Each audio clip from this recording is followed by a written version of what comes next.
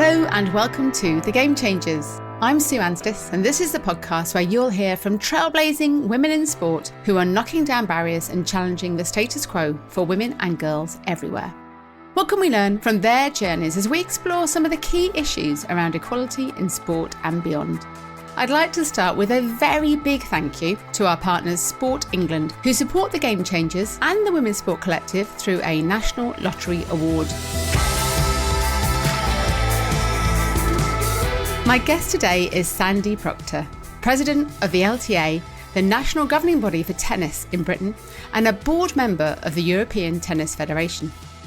Sandi is the 24th President of the LTA, appointed in 2023, having previously served as the LTA Deputy President. Sandi's role makes her the most senior volunteer representative in tennis in Britain. The LTA President sits alongside the LTA Chief Executive and Chair as one of the three most senior positions within the LTA.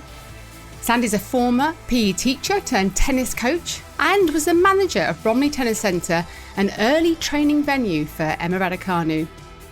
Sandi has a real passion for junior tennis, having created the original red, orange and green ball programme that was adopted by more than 150 countries around the world. She's also created the original LTA Youth Tennis Leaders Programme. Sandi has a long history of volunteering in tennis and has served on the LTA board since the beginning of 2017. So Sandi, I wonder if I can start with your current position as President of the LTA. Can you tell us a little bit more about the role and what it entails? Oh, thanks, Sue. It's lovely to be here. Well, at first, as you said, it's a voluntary role. And I work alongside the CEO, Scott Lloyd, and our chairman, Lord Mervyn Davis. The biggest part of the role is that I lead a council of representatives from all over the counties and other member organisations of the LTA. So that's the big part of the role. I also represent the LTA at Tennis Europe and at the International Tennis Federation, the ITF. A lot of it is about going around and visiting counties, visiting clubs and venues and parks. I present a lot of awards and trophies and I make lots of speeches. Lots of handshaking and remembering names. Lots of handshaking, yes, lots of difficulty remembering names. And how did you get to be appointed as President of the LTA? Well, as you said, I was on a board to start with. You have to get nominated by members of the council. So I had to be a member of council first, and I was the councillor for Kent. So other people encourage me and they nominate, and then that's followed by an interview process. And I was first appointed deputy, and then 3 years later I applied again to be president. And how long do you stay in the role for? 3 years. And it's going too fast. So nearly halfway through already. I know, I'm horrified. And what have you loved most about it in that first 18 months? Well, I mean, some would expect me to answer that question with, well, I love the going on court for the trophy presentation party at Wimbledon finals.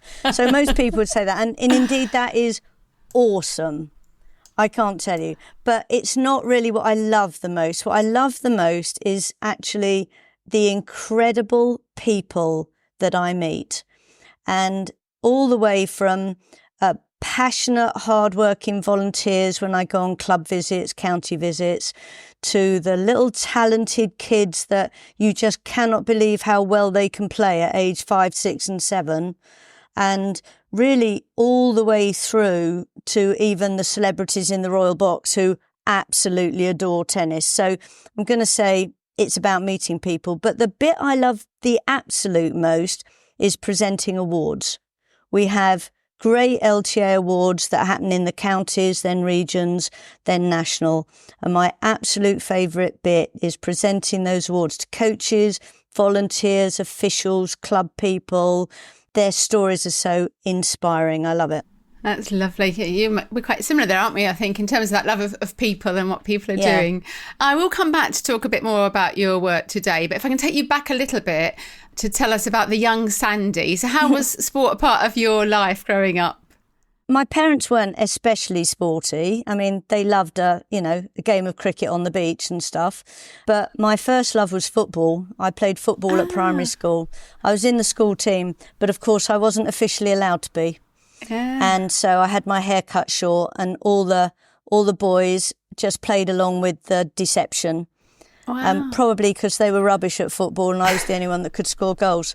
So that was my first. Then I went off to grammar school and very unhappy, girls only, no football. But there were loads of other sports. So I quickly got into netball, lacrosse, tennis, swimming, trampolining, athletics, everything you can imagine. I was in every school team that you can possibly be and fit the time in for, and quite a few county junior teams as well. I was just an absolute sporty geek. And I believe you played table tennis as a junior through England Pathway? Yeah, I did. In my teens, I was talent spotted at a Butlins holiday camp. I love it. I was girl of the week, and I went to the finals, and I was runner-up girl of the year to a girl who later became the British number one. Oh, wow. So, yes, I moved up to play for the England junior team. So, yeah, that was great. And you clearly were a very sporty girl. And I mentioned in the introduction you went on to become a PE teacher. So was that a very natural progression at that time for someone that loves sport? Yeah, it was. And the person I can thank for that was, in fact, my PE teacher. And I know from some of your podcasts just how important all of our PE teachers have been to us in sport. And it was my PE teacher that encouraged me to go to PE college, and indeed persuaded my parents to let me, because it would have been very unusual for anybody in my family to have gone on to college. It was more like go out and get a job. So my PE teacher was the one that persuaded them. So yeah, and it's nice because that PE teacher thing, I occasionally meet some of my students and they go, you know what, you changed my life. And I think, wow.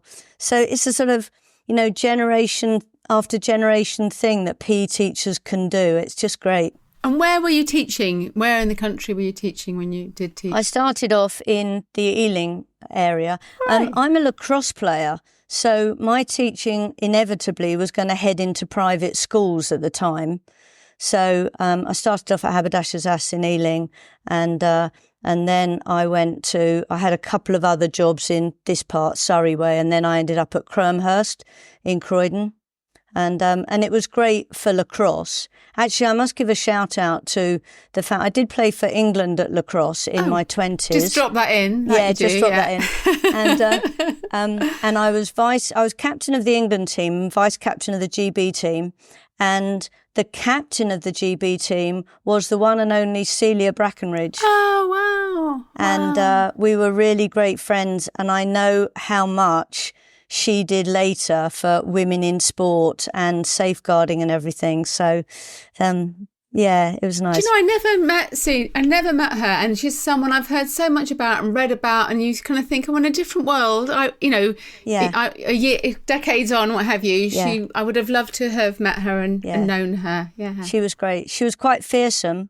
I wouldn't have liked to have been on some of the sides where she was trying to get things through, but she was fantastic. We lost her way too early, so I can't remember the rest of the question. Oh no, just in terms of teaching. So how did the transition then into tennis coaching happen? Well, it was a bit accidental, if I'm honest. I met my husband playing tennis. He was the tennis player, not me. I played school tennis. And his job in oil moved us up to Aberdeen originally. Played tennis at a local club. There was no coach in Aberdeen anywhere. Wow. Yeah. I mean, who can imagine that now? Coaches are everywhere. So the parents at the club persuaded me to coach all their kids. And one thing led to another. Before long, I mean, I was teaching as well up there, but I was running holiday programs and weekly classes and everything. And then our next move was to Dubai.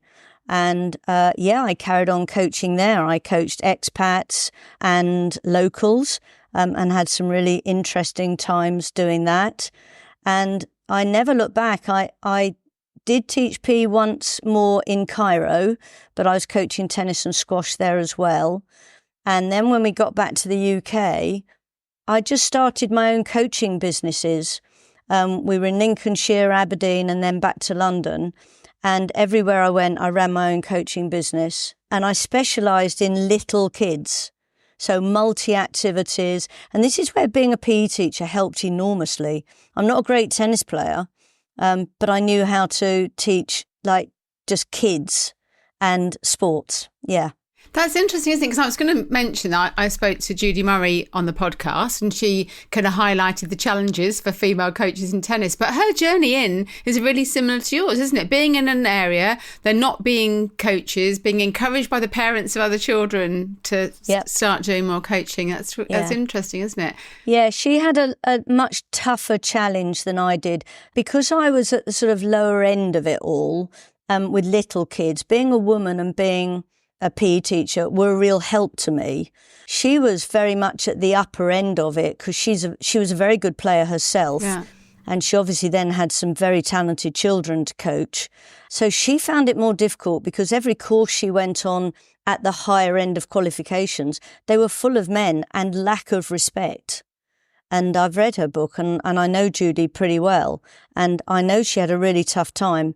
I'm thankful I did not have that same tough time down at grassroots level. And obviously it is so important that we see more females coaching in tennis.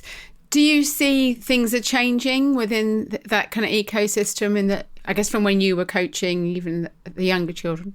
Don't know if they've changed enough, if I'm honest. I think it's like 21% worldwide coaches are women, and we're better than that.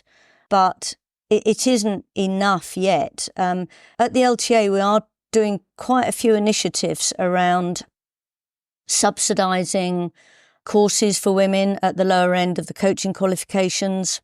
In particular, something that's going well, all women coach qualification courses, level 1, because the women don't want to arrive to a group of 16 and find that they're the only woman. That they feel lack of confidence and they're embarrassed. And so we've got quite a lot of women-only courses that are attracting more women at that basic level.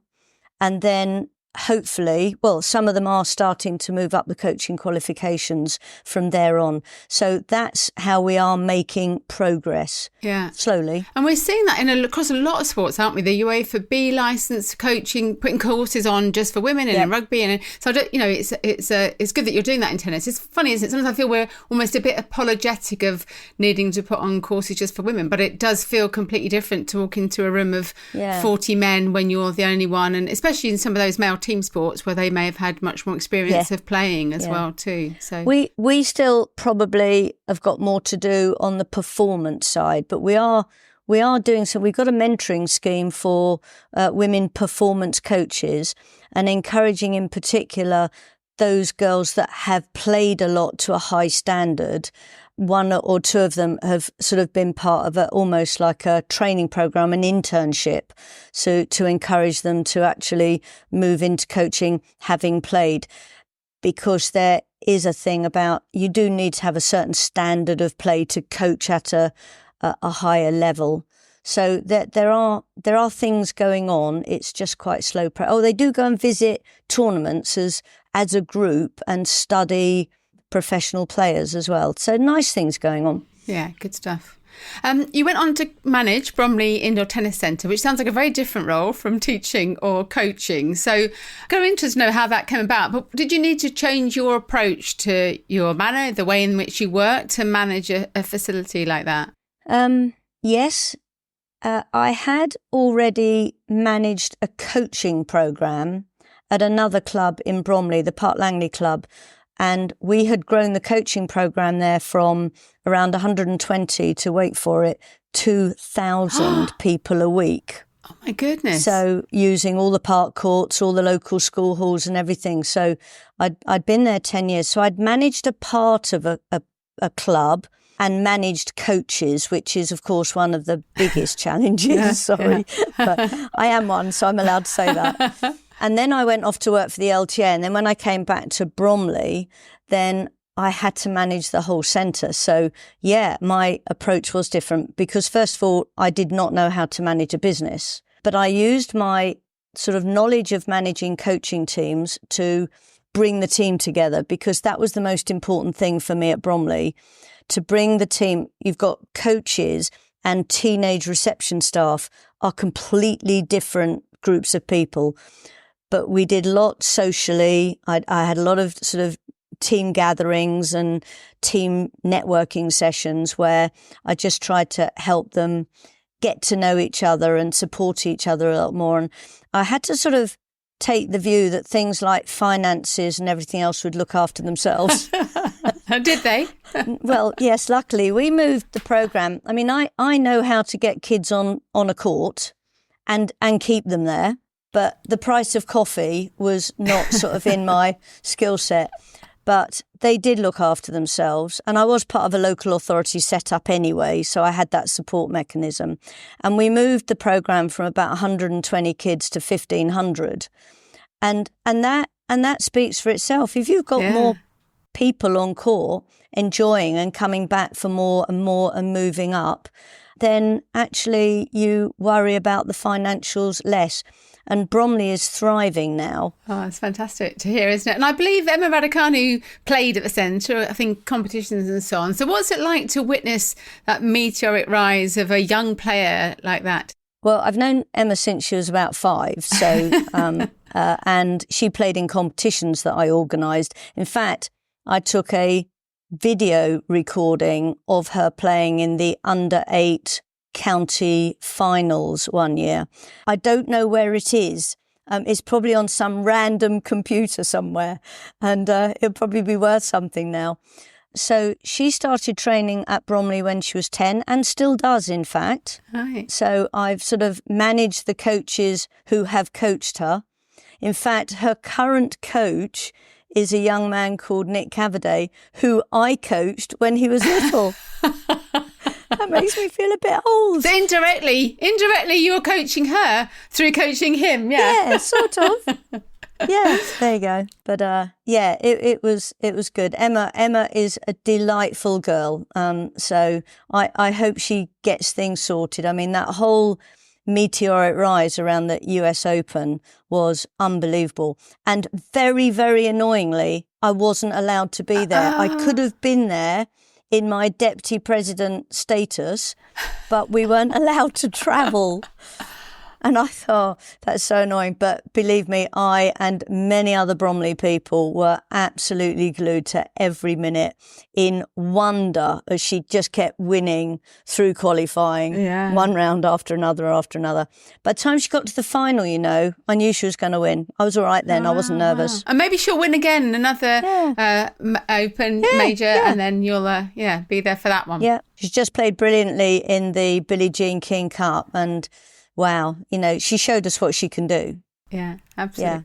Yeah. So in 2023, you became president of the LTA, and it's obviously, I mentioned earlier, but it's like the most senior volunteer in tennis in the country. So how important are volunteers to the running of the sport? We don't necessarily see that from the outside. As you said, people aren't aware of the voluntary roles. No, I think in general, we all underestimate the importance of volunteers, if I'm honest. And I think it's perhaps because we can't exactly measure what they do, but they are at every level of tennis. For instance, they're in clubs and venues. So lots of committees and lots of people running activities and competitions and social events. There, the gender split is about 50-50. Right. So lots of women volunteers as well as men. And then we have event volunteers. And these are the people who you don't realise that man all the alleyways at the Nottingham tournament, the Eastbourne tournament, the Billie Jean King Cup, and all of those events. They're all volunteers. And you know what? That's more women than men. Right. And I'm only saying that anecdotally. I haven't counted them. But I think it's visible that it is. And then, of course, we've got our counties, got lots of volunteers in our counties running the committees, doing the admin, setting up county teams and doing things open. We've got an open court programme where we take tennis to people with disabilities and stuff like that. So, yeah, lots and lots. 25,000 we have altogether in tennis. Goodness. Again, anecdotally, because we only know the ones we know. I suspect it's more. Yeah, and is that more than average sports, do you think? Or do you know, I don't think I know. I mean, we are quite a professionally run sport as well. Yeah. So the majority of our coaching workforce is probably now not volunteering. Yeah. And a lot of our bigger clubs are professionally managed, supported by volunteers in many cases. We're a combination of the two. Yeah, and it's good to hear about that gender split, being fairly equal there. I was going to move on because you're obviously only the second woman to hold the very top position of LTA president. Do we feel that we're seeing more female representation at the top of the game? Is that changing as well? Yeah, I think we are. But what I see around the volunteer workforce is that the women are doing a lot of the doing. So, we're very 50-50 out there in the venues and the counties, but they're not so often in the senior positions. So only 7 of our member organisations have got a female chair. Right. Only 20 of our sort of 50-odd councillors are women. So they're not stepping up into those senior positions. And yeah, I think some of the reasons is that, and I can speak from my own experience a little bit, is I don't think we realise we can. From my own experience, I only stepped up to go on the board and then deputy president because the first president of the LTA, female, was Catie Sabin, wonderful woman, ex-PE teacher, by the way. She encouraged me to do it. Yeah, yeah. And I don't think I would have thought of that in a million years if it had just been left to myself. And then others encouraged me because she did. So I think this is up to us because I think we don't realise we can do it. And it's no good waiting all the time for somebody else to tell us we can. Yeah. Although hopefully we can support each other. I mean, certainly I'm doing that now and I'm sort of talent spotting amongst the women I meet and encouraging them to step up. But I think this is up to us. I think there could be more of us if we would just realise that we can do it. How interesting. Kate and I had exactly that conversation today about women on sports boards generally, but just needing to invite them, to encourage them, to kind of reinforce that it's an option for them, but sometimes just that not stepping forward into that space. Yeah, really interesting. Yeah. And you mentioned you also sit on the board now of the European Tennis Federation. So in terms of that gender parity or the aiming for that within Britain, what's it like internationally? Because I think of the 14 members of the ITF board, only 2 are women. I think I read that. So I guess why is that, and is that a similar challenge, do you think, that we see internationally? Yeah, well, the Tennis Europe board elections were just in March, and honestly, it was a revelation that 4 women got elected out of 8. And even the 2 that were not elected, there were 17 candidates altogether. And even the other 2 were quite close. So you could knock me down with a feather that happened, especially given that the ITF elections back in September last year, there were, again, about 19 candidates and only 2 women were elected out of 14. And there were some really good candidates not elected. But the ITF Advantage All group got us all together, a whole lot of us, including all of those women that were and weren't elected, to try and wrestle with why. And the women who didn't get elected said they felt invisible because easily the majority of the voting, there are 213 nations, and by far the biggest majority of voters are men. Yeah. Now, I think it's because the women just didn't campaign enough in the sense of talking to all the people. They sent stuff out, but I think to the men, some of these good women, one particular woman from New Zealand, would have been a wonderful board member and wasn't elected. And she felt that they didn't know her. Mm. So at this gathering that we had online, a number of us that were going forwards to Tennis Europe were on that. And so we decided to take a slightly different tack, and we decided to get together and support each other.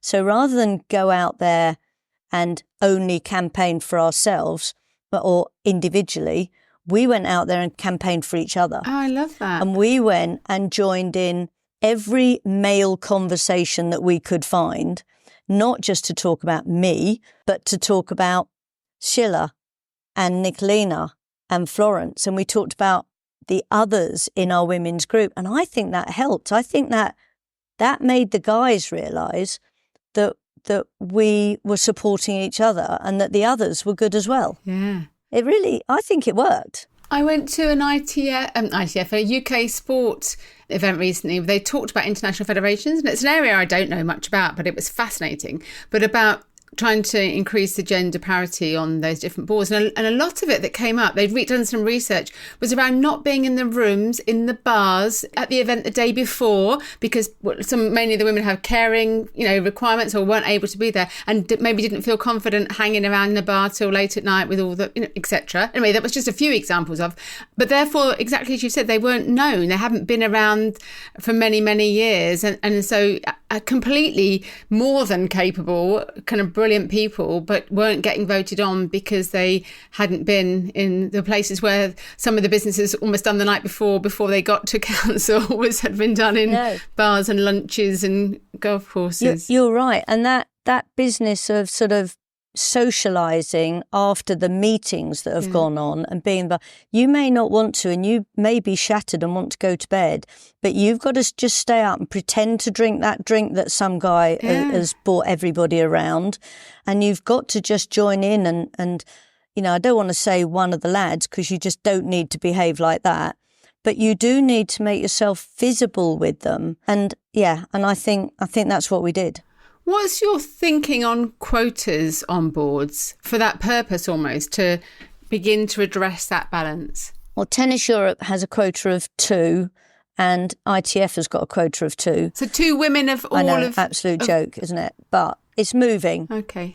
So it's 4 in another 4 years and then, it's not great, is it? No. But a quota does something to kickstart. Sport England have had a quota for national governing bodies, and at the LTA we've had 4 or 5 women on our board forever, and they've been brilliant. But we are aware of the quota because you may not always have women ready and available. So I'm not sure I like quotas, but if it gets us kick-started, I'm very happy about quotas. Yeah. I think that's my view. That's exactly my view too. So I'd like it not to be necessary, but while it is, it is. Yeah. You and I first met when I was lucky enough. You approached me to talk to some of the women on the Inspire programme, which you're running for female leaders at the LTA. So can you tell us a little bit more about that and the impact that it is having? Because it was, I managed to attend a couple of days. It's amazing initiative. Yeah, you were great. Oh, thanks a lot. It was super. So how it all came about was indeed when Sport England still had a quota for us on the board, and we knew that there was going to be a vacancy, and likelihood is we should be choosing a woman for the place. So in the first instance, I as president have a monthly meeting with our people director, Vicky Williams, who's great, and she'd led an Inspire programme for colleagues. And she knew that I was on the ITF Advantage All programme, and I knew how much I'd learned from it. So we got together and talked about what they'd done and what I'd learned, and said, we should be doing this for our women volunteers. And let's do the first group based on the intention of encouraging one of them to step forward to apply to the board at the end of the year. And we did, and it worked. And we had 2 of our group applied to join the board, and one of them, Bridie Amos, was appointed. And Bridie is now running the Inspire Cohort 2 for the next group. Now, the next group are, because we've got to start building from underneath now. So this next group is 16 women from the county committees who we're going to try and give them the confidence and the skills to step up and be chairman or councillors for their county. And then we'll have more women on our council to then choose from to go to the board. So we've got to slowly build up the numbers, and we've got to build up from the bottom. So it's been a great programme, and I've so enjoyed being part of it. Just visibly seeing some of the women, where you saw some of them present. You know, these women started off saying, I don't like presenting, I don't like making speeches. And 2 of them interviewed you when you came and ran a Q&A. And then 3 of them next morning gave a presentation between them to our whole council. And they said that they could never have imagined doing that 12 months previously. That's so powerful, isn't it? Yeah.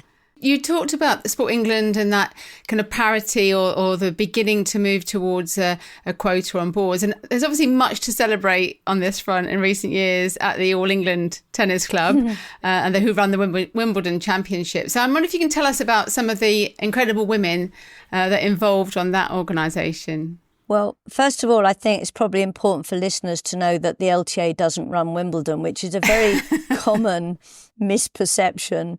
The All England Club does, but the LTA is in partnership with them, and a number of us are on the championship committee.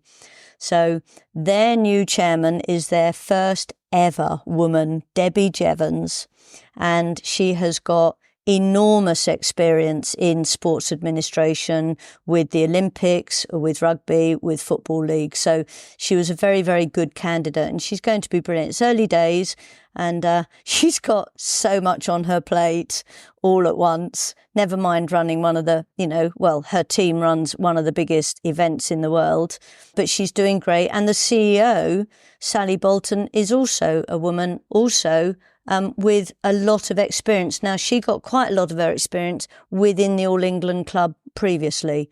So they are absolutely brilliant. Now, here's the thing. Do you know what might happen if all goes well this summer? I only know this because Sally told me recently, and I was like, oh, it could be amazing. So yes, you tell it. Yeah, so we could be an all-women presentation party at the finals, if all goes well. Now, all depends on whether the Princess of Wales is well. So if she's there, Debbie the chair, me the LTA president, Sally the CEO, and the this year new head referee, tournament referee, is Denise Parnell, the first ever woman in that position too. Could be historical. Yeah, absolutely. And moving on to that then, how important is it we see more of these female umpires and officials at those big tournaments like Wimbledon, because it is such a global spectacle for people to see, isn't it? Yeah. Well, the officiating world has got the same problems as the coaching world, and it's only around 20 to 30% are women. The expectation of being on a world tour as a woman is a tough one to mix with family. Here's a nice story, though. One of our top British officials, she's a chair umpire called Kelly, recently married a Danish official called Christian. They are now on the tour as a family with their newborn baby. And isn't it great that the people who organise the rotas at all the events organise it so only one of them is working at a time and the other one can look after the baby. So if we can offer that flexibility, then that might pave the way for more people to be able to, more women particularly, to go and do that. But yeah, I mean, we've got all sorts of problems with officiating in general because of electronic line calling. So we may end up needing fewer line umpires, and therefore, the pathway is probably not amazing. On the refereeing front, there are a lot of women, actually, because women have got good organising skills in many cases, and refereeing is much more about organising and learning the rules and putting the kids on court in the right order of play and all of that. So I don't know what the numbers are, but anecdotally I do see more women referees. We've talked quite a bit about your history of working in tennis and at the LTA, and I know junior tennis has long been a passion for you, which we talked about through your teaching as well too. So what was your role at the LTA when you worked there? Well, it was to build a program that took kids from short tennis, which had come from Sweden, which many listeners will remember, plastic bats, sponge balls, badminton court, to the yellow ball, which is too much of a jump, and lots of kids just couldn't handle it. So I was asked to go and help create a program. So I was part of a team that did it, and we came up with the fact that there were 3 stages, and some of the soft balls had come onto the market. And in terms of the name, none of us could think of a name for it. Mini tennis was given to us as a name to play with, like mini soccer, mini football and everything. But the 3 stages, we didn't know what to call them. And I was stopped at some traffic lights on the North Circular after one of these meetings, and it took forever for these traffic lights to change. And I looked at it and went, red, orange and green. Red. That'll be good. Red, orange and green. Went back to the CEO, who was, my boss was Phil Veazey, who's interestingly now a counsellor, and his boss, Roger Draper, and said, we think this is a good idea. And he went, okay, do you think it's a bit complicated? And I went, kids are in cars, they're in walking, crossing roads. Anyway, that was it. And the red, orange and green name. And then I led a team that then developed all the coaching resources. We went on road shows all the way around the country and delivered it to coaches and clubs and counties and everything. And also the ITF adopted it as their way to try and increase participation. And one by one, all the other nations came on board. In particular, when the USA and the French came on board, of course, then it was a flyer, because then the ball retailers were willing to colour the balls or mark the balls with either a red, orange and green stripe, dot or part colour. And wow, I'm everywhere I go, I see these just kids or photographs in any part of the world with these red, orange and green balls, because the red ball had to be invented as well, because the sponge ball couldn't be used outside. And so we needed an outdoor ball, and Price of Bath were the only company that were willing to give it a go. And it was sort of vaguely my idea, in the sense I went to them, but they made it, and they've been absolutely wonderful ever since. So made by a British company for a while, until, of course, the big guys decided to copy it, and then they lost out a bit. But yeah, it's a great story. We should have called it the Sandi programme or something, shouldn't we? And it would have been globally there. Yeah, I wasn't on my own doing it, but so yeah, no, it was good. We sometimes hear, don't we, about the difference in approach to coaching girls and boys in sport. So is that the case in tennis, or especially at that little age, is it very much the same type of programmes for? Yeah, no, I mean, the boys and girls do mix quite a lot, but there are, we do a lot of training coaches to help them understand that they do have to approach girls a little bit differently, either within a mixed group or within a group of their own. So there are both ways to do it. We've got a great programme called Prime Video, which is on the back of Emma winning the US Open. Oh, I remember seeing that. Yeah. And and the coaches are all offered training on how to coach girls, a starter kit for all the girls, and free lessons. And that's going really well. And the retention rate is fantastic. So we are getting more girls in on the back of that. Our gender split at a young age is actually 49% girls anyway. Yeah. It's later on that the teenagers, the boys seem to stay longer than the girls, that we end up with only a 41% adults. And it's interesting, that Prime Tennis, I remember hearing about that it was the funding, wasn't it? It was the money that was paid to Prime when Emma's final went across Channel 4 that was then utilised for the programme. It was such a great initiative, isn't it? Isn't it great? Yeah. How fabulous to hear that it has had an impact, and, I used to work in PR, but not like it's just a PR story. That is brilliant that the money was taken and it's used for something that is having an impact. I love that too. Yeah, it's really good. If I were to criticise tennis at all historically, it might be that it's been a little bit too exclusive and expensive to play. And I know that tennis recognises that. So can you tell us a little bit about Tennis Opened Up and what the LTA is doing to grow tennis in order to make it more accessible and welcoming to people? Well, it's became the new vision of Scott Lloyd when he became the CEO. I've been through many visions at the LTA. As you can imagine, I've been there ages, and this has been by far the most effective vision ever. Most tennis people, the community, know that this is something the LTA is trying to do. And the biggest one that's happened very recently, has been a lot, but we've just refurbished nearly 3,000 tennis courts in parks. So, and we've also trained activators to deliver free tennis a bit like park runs. And that's working with local authorities and park operators. So that's an enormous one. 44% of people who play tennis play in parks. I didn't know that. Wow. So a lot of people think it's all in traditional clubs, Yeah. and it's really not. So that's a really big one for us. We've got an LTA youth programme which houses the red, orange, green and yellow all together with the youth tennis leaders. And all of those. We've got a LTA Youth Schools programme that's now trained 18,000 teachers, and they get a voucher that they can buy equipment or buy coaching time. We've got a Serves programme which goes into disadvantaged communities or non-traditional tennis playing communities like mosques, brownies and guides and cubs and youth clubs. And that's going fantastically well and growing all the time. So we have a fantastic inclusion plan, and we've got an open court program that looks after players with disabilities. You probably know, because you follow sport, how good we are at all the disability events.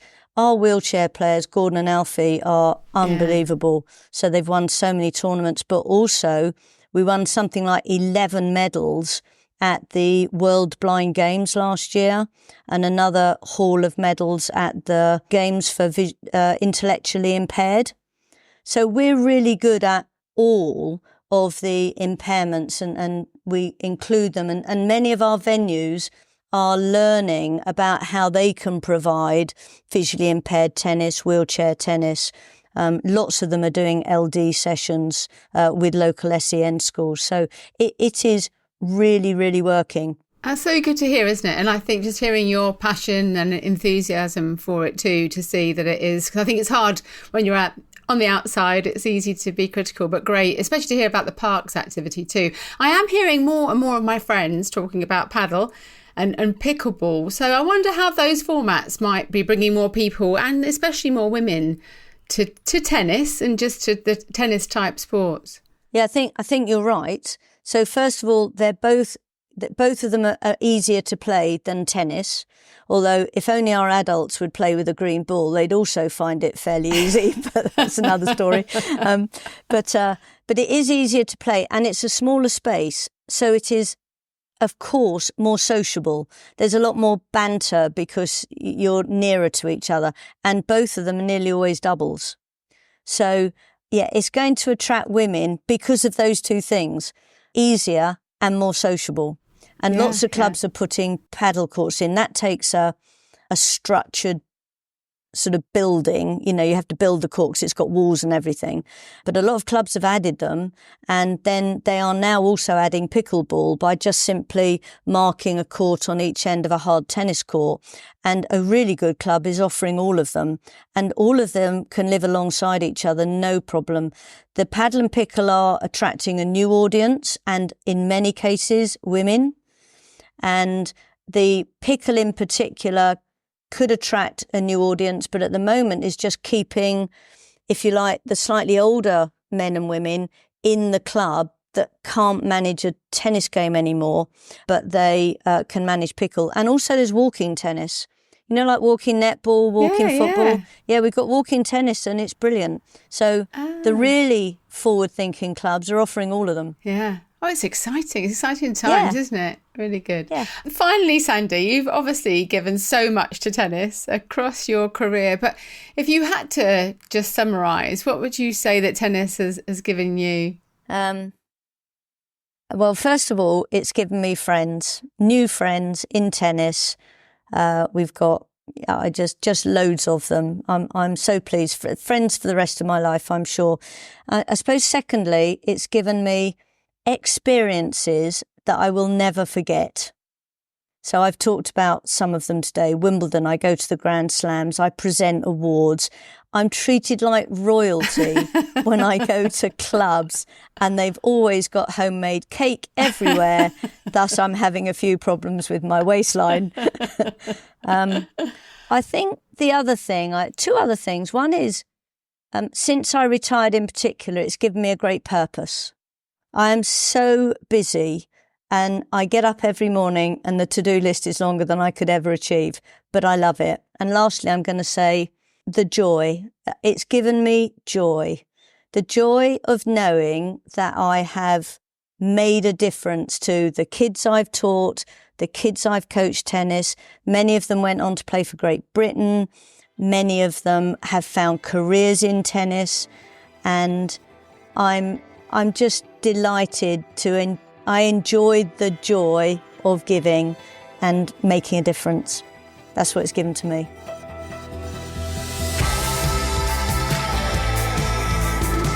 I hope you enjoyed hearing from Sandi. She is an extraordinary woman who's still having a huge impact in the world of tennis.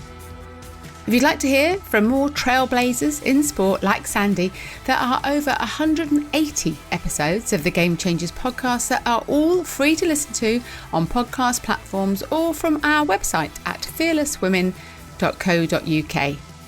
My guests have included elite athletes, coaches, entrepreneurs, broadcasters, scientists, journalists and CEOs, all women who are changing the game in sport. As well as listening to all the podcasts on the website, you can also find out more about the Women's Sport Collective, a free, inclusive community for all women working in sport. We now have over 7,500 members across the world, so please do come and join us. The whole of my book, Game On, The Unstoppable Rise of Women's Sport, is also free to listen to on the podcast. Every episode of Series 13 is me reading a chapter of the book. Thank you once again to Sport England for backing the Game Changers through the National Lottery, and also to Sam Walker at What Goes On Media, who does such a brilliant job as our executive producer. Thank you also to my lovely colleague at Fearless Women, Kate Hannon. You can find the Game Changers on all podcast platforms, and please follow us now so you don't miss out on future episodes. Do come and say hello on social media, or you'll find me on LinkedIn and Instagram at Sue Anstis. The Game Changers, fearless women in sport.